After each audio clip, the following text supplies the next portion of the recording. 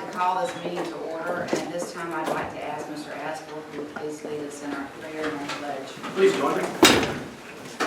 Precious Heavenly Father, thank you for the blessings you have bestowed on us. I ask that you grant us wisdom in the decisions we have to make, and you continue your blessings for all our students, faculty, and staff here in Levy County.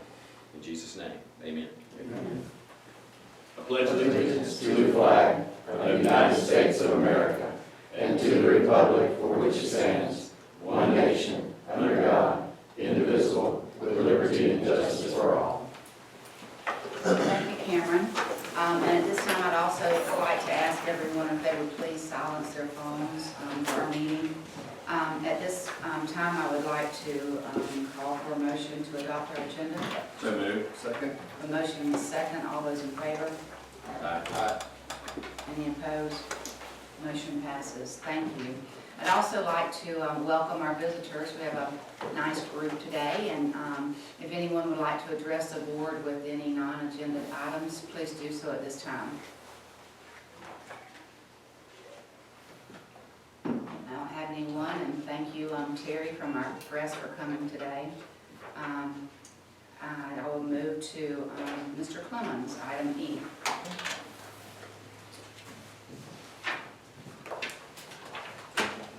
Good morning. Good morning.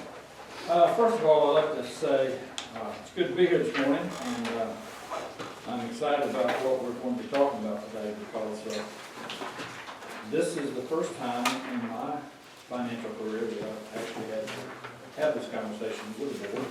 We have borrowed money before, and I thought we could borrow money the same way, but it turns out Florida statutes is somewhat restrictive in that way, and the resolution that I had given you folks before, from the second page of the handout I gave you, is what you adopted back in October.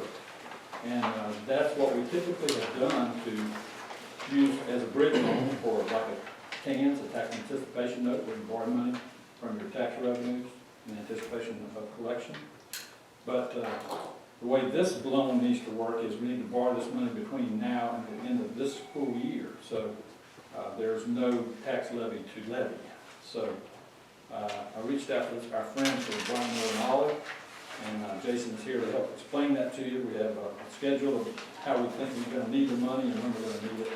And I'm going to let him kind of explain to you why the tax anticipation note that I had proposed will not work, and we need to go to a different track. So Jason?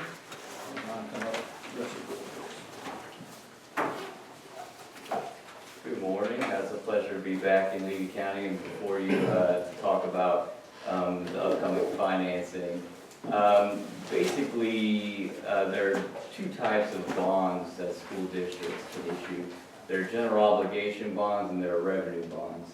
And there are many different types of revenue bonds. There's certificates of participation and sales tax bonds, which the board is familiar with as we issued both of those last year. And there are also revenue anticipation notes and tax anticipation notes. Just to talk briefly about both the revenue anticipation note and tax anticipation note. First, with a revenue anticipation note, those are generally secured by budgeted capital outlay millage revenues that are anticipated to be received by the school board. They're one-year obligations that can be extended for 5 years.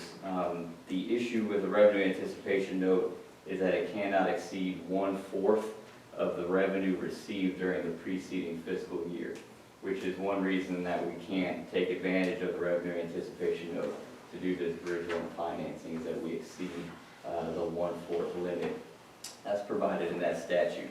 A tax anticipation note is similar, except it's generally used for operating purposes, although the statute kind of leaves the door open.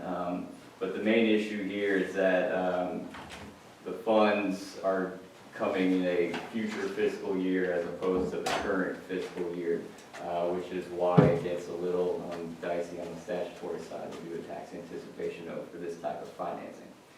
So that basically leaves a general obligation bond. General obligation bonds are secured by the full faith and credit of the school board.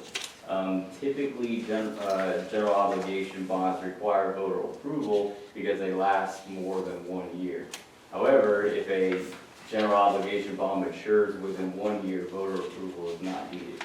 So here, the note would be structured such that it matures prior to that 1 year cutoff, so voter approval is not needed.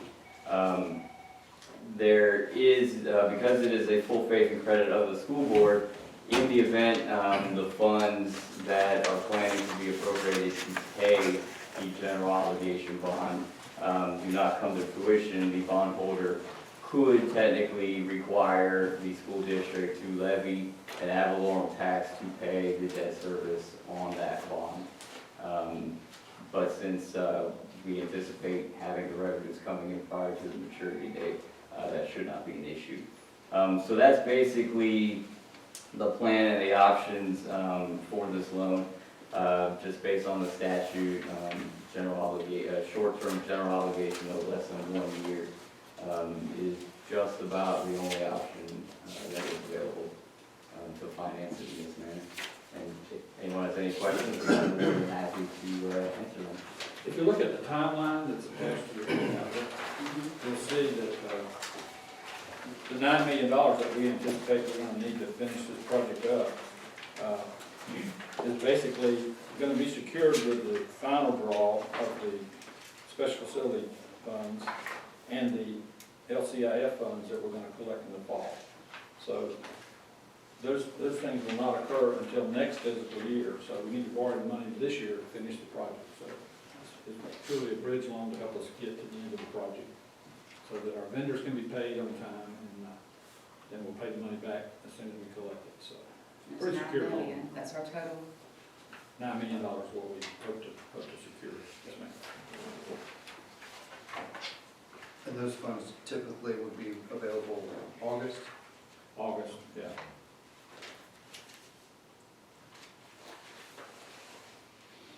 And we'll come back before you to adopt the actual resolution that lays out the terms of the bridge loan, and the bank that Yeah, it'll be awarded to. This is just kind of information. This is the laying out the plan, basically, we're gonna bring back the resolution, we're also gonna bring back the banks that are going to bid on this project. So you'll have an opportunity to see all that before we actually do it, but, we just wanted to kind of outline the change in direction that we need to go with this financing. So you need a motion to repeal that resolution? Yes, sir. I move we repeal the resolution number 1605, adopted by the board on October 10th, 2015. Second. A motion and a second. Any other discussion, questions? And as a secondary, a motion to go forward with the current financing plan. Okay, We'll get to that there, Mr. we have a motion and a second on the floor now. All those in favor? Aye. Any opposed? Motion passes. I further move to go forward with the financing plans outlined here today by Jason Press. Second. Motion and a second. Any discussion? So, All those in favor? sorry. I'm sorry, go ahead. So looking at our timeline then, at our first February meeting, we'll have a new resolution coming before us, so.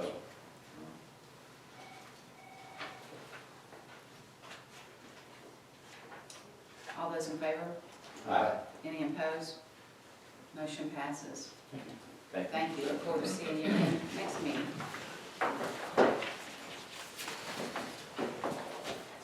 Okay, item F, Mr. Wayne.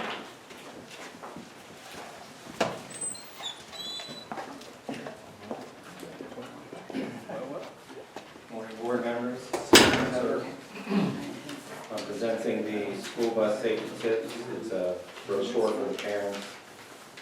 Get some much needed information to them. A lot of times we have issues and it's just that the parents are not informed of our rules and guidelines. So we'll use this to get that information to the parents. How are you going to distribute this? Backpack it home to the student? Yeah, I think that's a good idea. We also put a place where drivers can put their names and phone numbers and bus number. Communication. Can you read this for us? I'm afraid I can. Ms. Bogan made that happen. You know Well, I didn't want to vote on anything or talk about can't read it. I certainly can't read it. There is an English version. That's nice. If you have any questions. Any questions about our safety tips? I think it's a good idea. Well, Yes. I'd like to say how, proud I am that we're doing things like this, because I too feel like the lack of communication creates a lot of our anxiety with parents and students, and our transportation department with Joe and Bruce has moved forward and tried to alleviate a lot of that concern, and I'm very happy with the work that they've been doing in that area. Parents that we know, we have their email addresses, can we attach this to and possibly email as a secondary I believe we could do that. We certainly can put it on our website. or website, so, And every school can put it on their website also. I think that would be a good. Yeah. Yeah. I think they're looking picture of Bruce too. I think this is great. well done. Yeah, and just communicating with the parents and being open and available, that's wonderful. Thank you. Okay, thank you. Thank you, Joe. Mr. Greenland?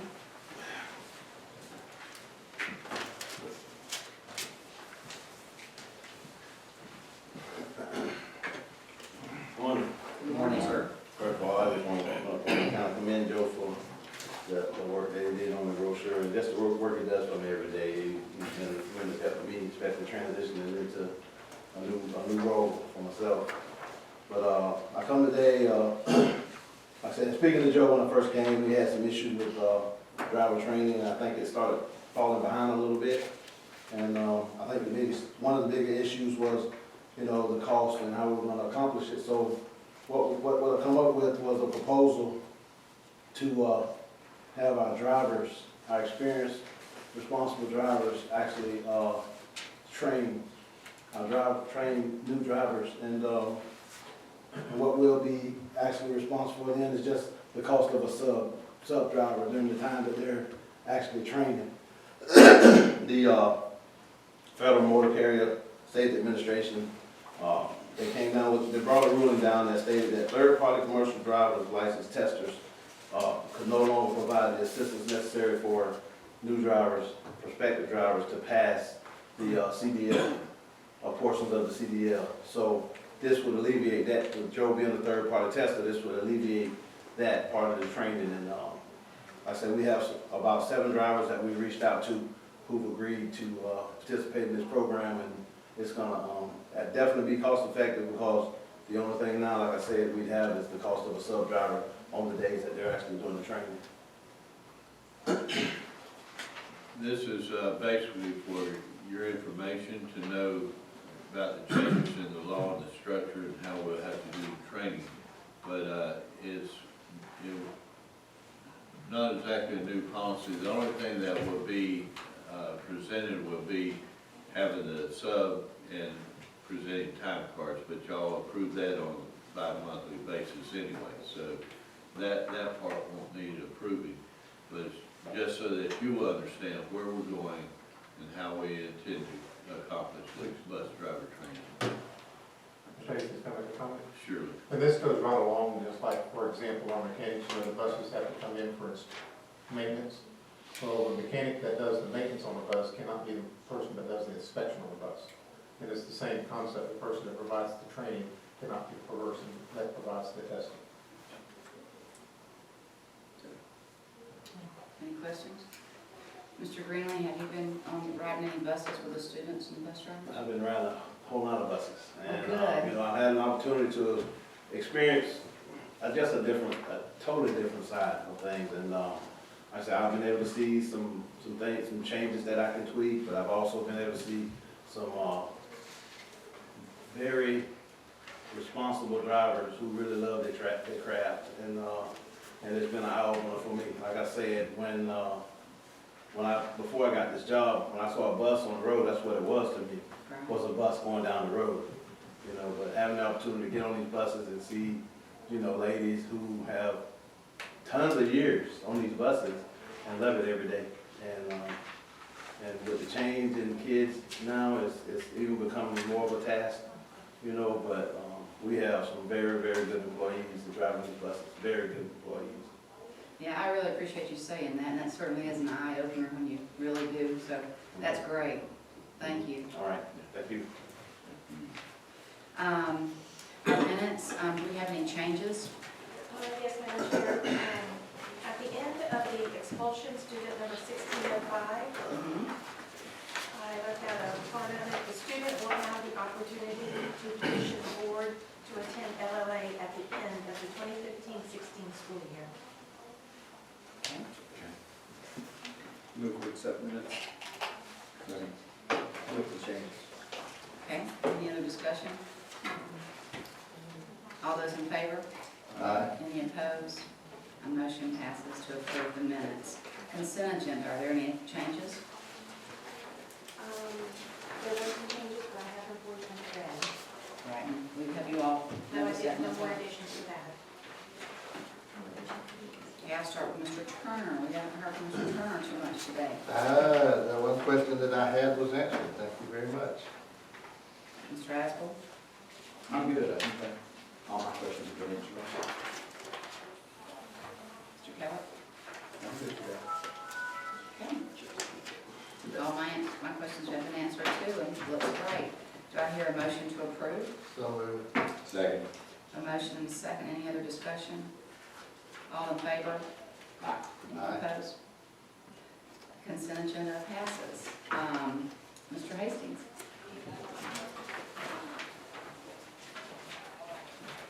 Thank you. First of all, let me talk briefly about testing, because testing season is upon us, and from now till midsummer, we will be testing somewhere every day.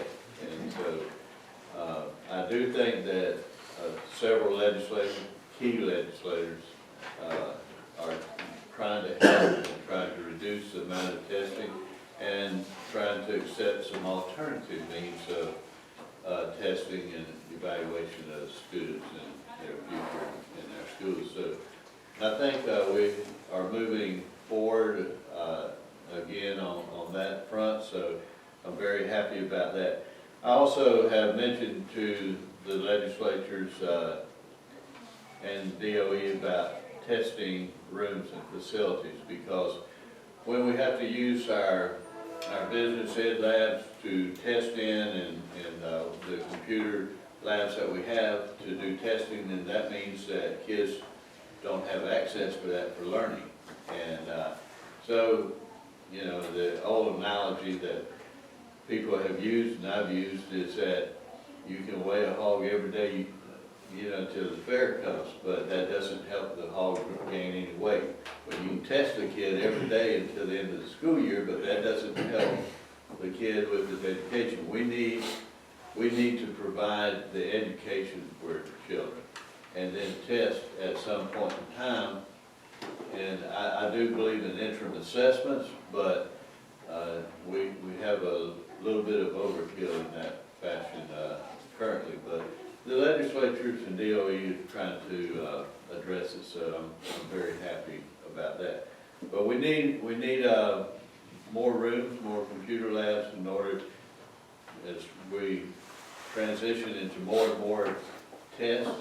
Next year, fourth graders on up will be doing testing on the FSA test and writing on computers. So as this becomes more and more widespread, we have to have more and more computer stations and the rooms in order to test these kids and help keep the rest of the education process going. So those are some things that we will be addressing, and y'all will be addressing in Tallahassee also, I'm sure, this next week. I want to bring it to your attention and about the naming of the vocational wing for the new Williston High School and Middle School. We have one wing that's just strictly a vocational area. And what I'm proposing is that we name it the Robert E. Philpott Career and Technical Center. And that would go on the front of the building in large block letters, which would designate that wing as the Career and Technical Center. And of course, all of these things. Ag would certainly be a part of, but the business ed, the ROTC, and all of those career type, vocational type settings are in that one wing. So I think that would be very appropriate to name it after Robert Philpott, who dedicated his life to that. I'm throwing that out for your information. We will need to do a public hearing, we'll need to advertise it, and then y'all will vote on it at a later date. I'm not sure if the timeline will allow us to do it before the February 9th, or we'll have to get the next one. But we got plenty of time. Time is not an issue in this case, so but I do want to bring that up. If y'all want a little bit of different name, you know, when we vote on it, y'all can bring it up, and we can tweak the name or change the name or something. But that was my suggestion to you, and you can you know, make some changes as you see fit, of course, as always. Also, in that same vein, you know, we put a plaque on the front of each new building that we build or school that we build, and it has the board members' names on there. I would like to suggest to you, this can also be voted on at the same time we vote on the vocational wing, but on that plaque to include both Robert Philpott and Brad Etheridge's name on that as the current and the past board member from the Williston area.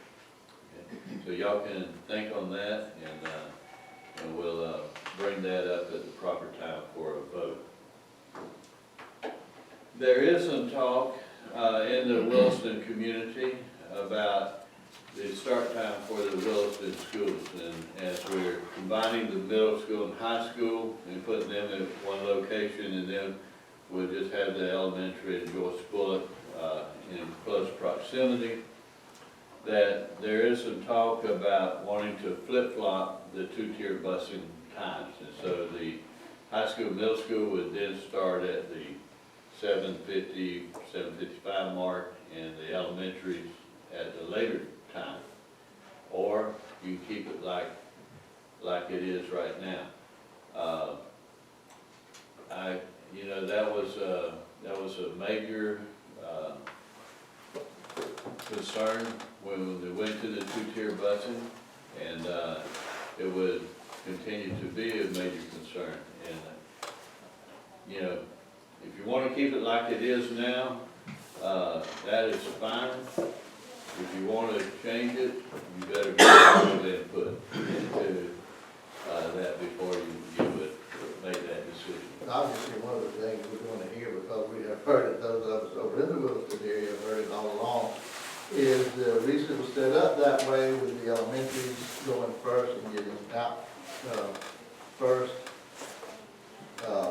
was a hindrance because these kids from the high school were not home to take care of the elementary kids were home before the high school kids got home in the afternoon. And vice versa. Yes. The other part of that, when parents go to work at 7:30 in the morning and the high school goes to school at 7:30, there's nobody to make sure that the fifth grader gets on the bus at the house and goes to school. So it does go both ways. It goes both ways. And so, you know, and depending on that particular parent's situation, they would like one or the other, but you will never get a consensus on it. Just as a question, has there been any conversation or comments made about doing away with the two-tier system and going back to a single? Well, we've talked about that, and I have researched it, not this year, but many times in the time past. Basically, what that would entail is for us to buy 4 new buses and hire 4 more bus drivers and probably another 8.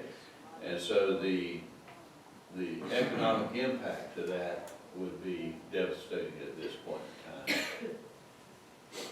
It's been devastating the whole time I've been in office financially, but at some point in time, when our state adequately funds public education again, I think that that's something that could be taken up by the superintendent and the board.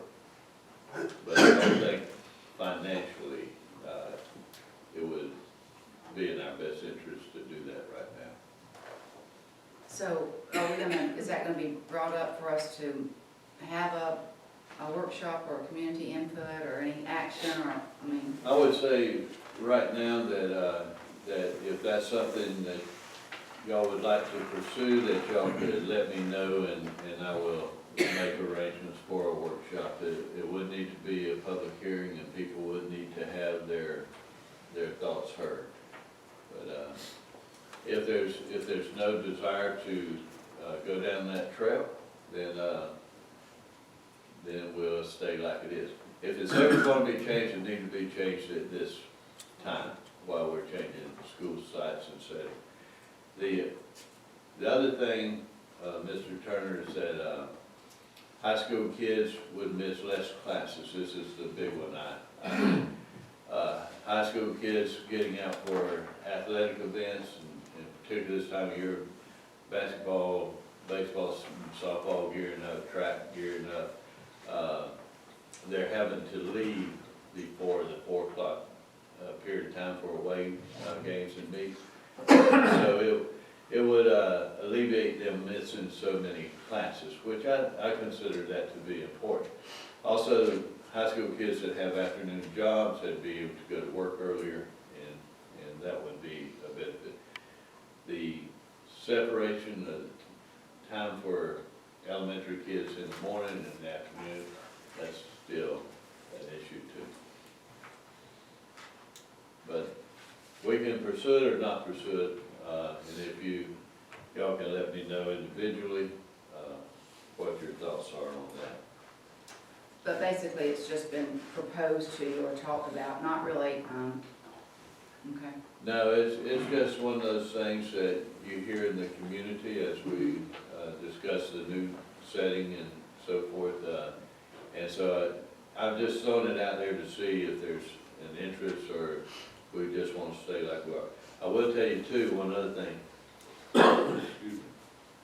that there are legislatures that trying to make it a law that high school students do not start before 9 o'clock, because according to their research, high school students need to sleep later in the day and they need to, in order to perform in class.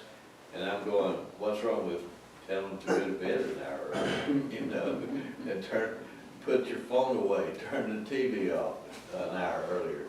But anyway, there are legislatures, and I mean, they're adamant about not starting high school before 9 o'clock. So that would be an issue too. A lot of issues with it.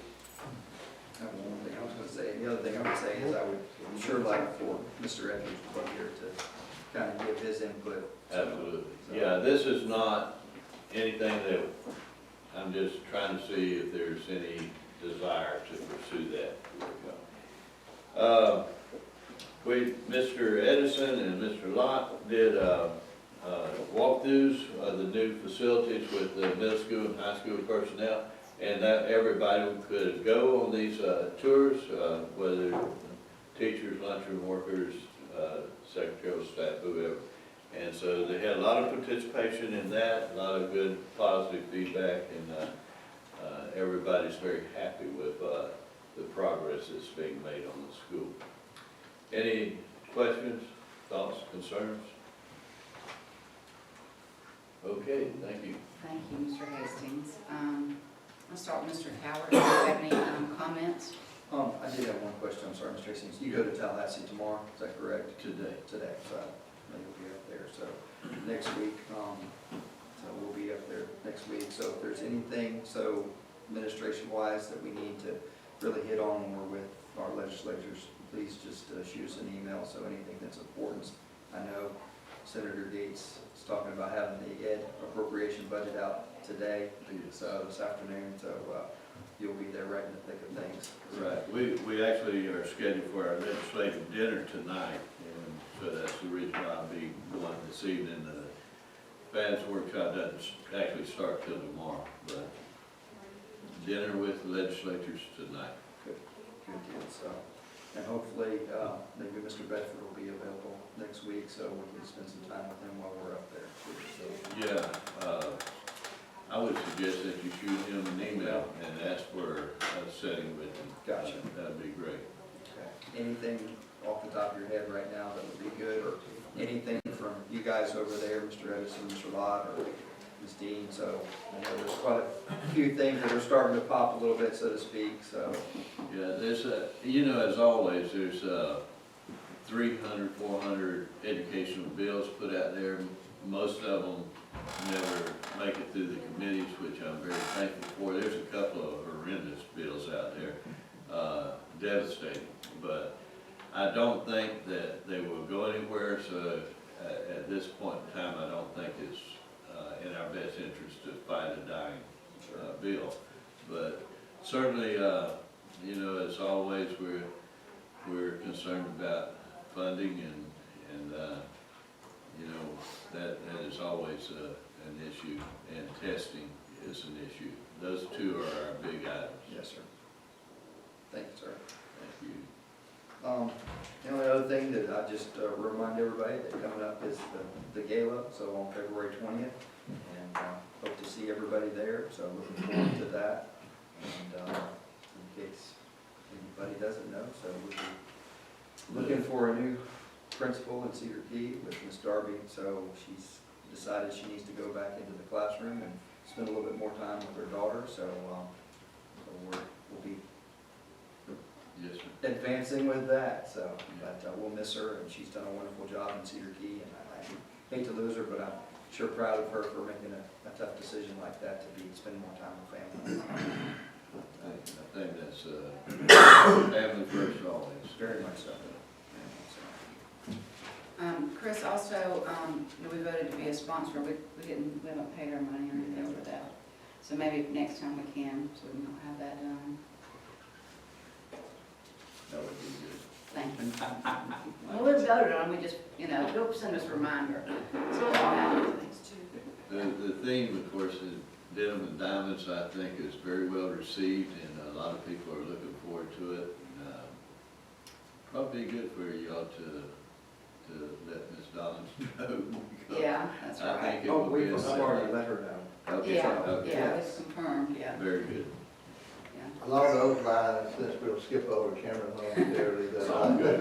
since It's all it's in part of that, I was instructed to ask y'all to make sure you respond to Ms. Donna that you're going to sit at that table and who's coming, who you're bringing with. So she told you to follow up, so I was gonna wait until after the meeting to get with y'all, so. Well, go ahead and follow So, up. no, before I no, all she told me to do was to remind y'all Gotcha. to do that. All right. Well, put me down for the table. I'll be there. That goes to Chris. I already told you. Did you have anything else, Mr. Turner, and then I'll come back to Mr. Aspel? Mr. Aspel? Yes. That's right, we were saving it for you. I do not have much. The only thing I have to say is I must commend both Jeff Hudson and John Lott. I brought a couple issues to their attention and they have handled it, and there's something to be said for knowing you can just make a phone call, send an email, and know that thing was done. And I want to thank them right here publicly, on the record, and they have done an exceptional job, which they always do. Other than that, I don't have anything. Absolutely. I concur with those thoughts 100%. That's all. Mr. Delaney, did you have anything No, to ma'am. discuss with us, or? Just update my calendar, make sure I've got the 20th down. That's right, good.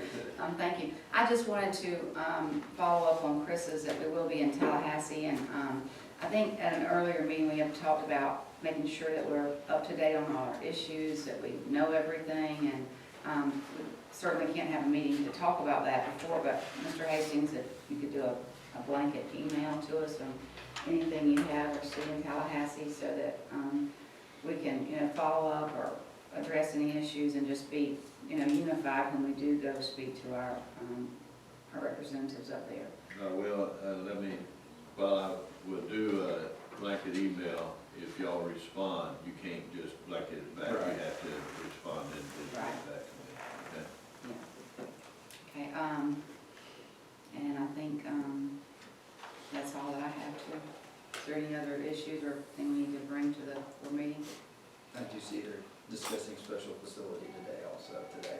Yeah, that will not affect us with Wilson Right. High School, but it will be a future thing. And that's really a bigger bill than just special facilities, and, but it's certainly, something we need to pay attention to.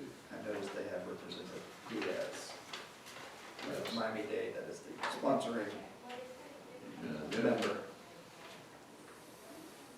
It's one of those things where there's, you know, it costs less to do a virtual school, and they're trying to funnel more money into charter schools, and it's going to be a fight always.